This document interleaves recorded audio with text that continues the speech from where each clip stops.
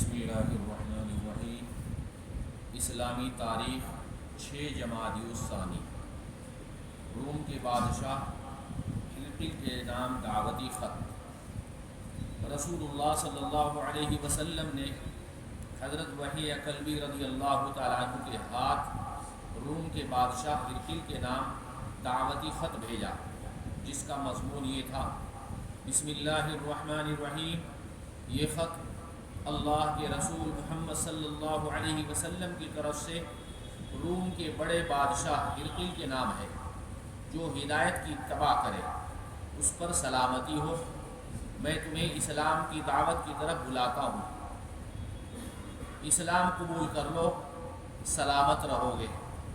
اللہ تعالیٰ تم کو دگنا اجر عطا فرمائے گا، اور اگر تم نے نہیں مانا تو تمام رعایا کے اسلام نہ لانے کا گناہ بھی تم پر ہوگا۔ اے اہل کتاب، ایک ایسی بات کی طرف آؤ جو ہمارے اور تمہارے درمیان برابر ہے، وہ یہ کہ ہم اللہ کے علاوہ کسی کی عبادت نہ کریں، اور ہم میں سے کوئی اللہ کے علاوہ کسی کو رب اور معبود نہ بنائے۔ اور اگر تم نہیں مانتے تو گواہ رہو کہ ہم اللہ کی تابعداری کرتے ہیں۔ شاہ ہرقل نے آپ صلی اللہ علیہ وسلم کے مبارک خط کو ادب و احترام کے ساتھ سونے کے قلم دان میں رکھا، اور ابو سفیان کی زبانی حالات سن کر کہا: میں خوب جانتا ہوں کہ آپ صلی اللہ علیہ وسلم سچے نبی ہیں، لیکن اگر میں نے ایمان قبول کر لیا تو میری حکومت جاتی رہے گی، اور روم کے لوگ مجھے قتل کر ڈالیں گے۔ اللہ کی قدرت، پہاڑ پر پانی کا ذخیرہ۔ پہاڑوں میں بھی اللہ تعالیٰ کی عجیب و غریب قدرت کار فرما ہے۔ جب بارش ہوتی ہے تو پہاڑوں میں پانی کے ذخیرے جمع ہو جاتے ہیں، پھر تھوڑا تھوڑا کر کے چشموں، نہروں کی شکل میں پانی بہتا ہے۔ اس طرح زمین کے دور دراز کے مقامات تک کو سیراب کرتا ہے۔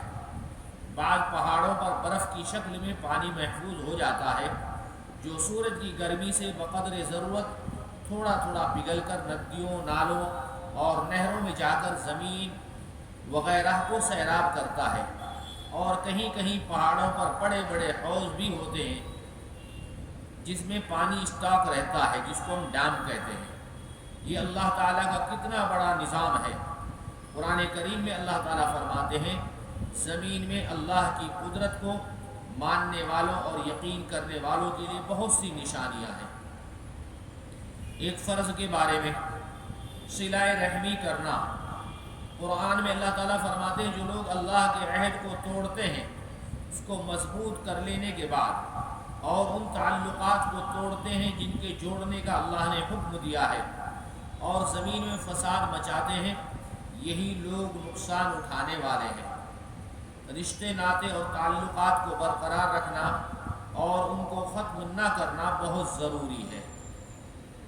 ایک سنت کے بارے میں، جمعہ کے لیے خاص لباس پہننا۔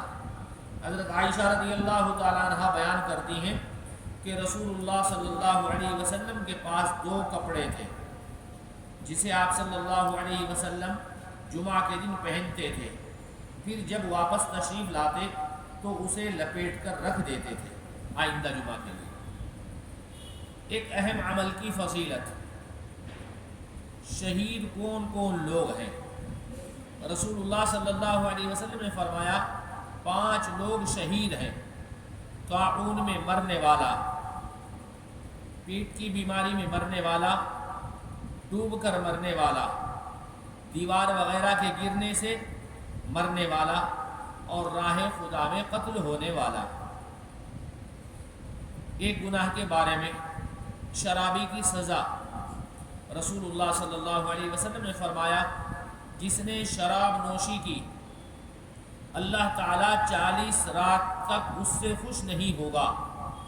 اگر وہ اسی حال میں مر گیا تو کفر کی حالت میں مرے گا، اور اگر توبہ کر لی تو اللہ تعالیٰ اس کی توبہ قبول فرمائے گا، اور اگر پھر شراب پی تو اللہ تعالیٰ اس کو دوزخیوں کا پیپ پلائے گا۔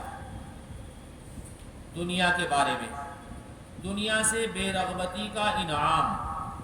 رسول اللہ صلی اللہ علیہ وسلم نے فرمایا جو شخص دنیا میں رغبت کرے گا اور اس میں لمبی لمبی امیدیں باندھے گا، اللہ تعالیٰ اس کے دل کو دنیا میں رغبت کے حساب سے اندھا کر دے گا، اور جو شخص دنیا سے بے رغبتی کرے گا اور اپنی امیدوں کو کم کرے گا، اللہ تعالیٰ اس کو بغیر سیکھے علم عطا کرے گا اور بغیر کسی رہنمائی کے ہدایت عطا فرمائے گا۔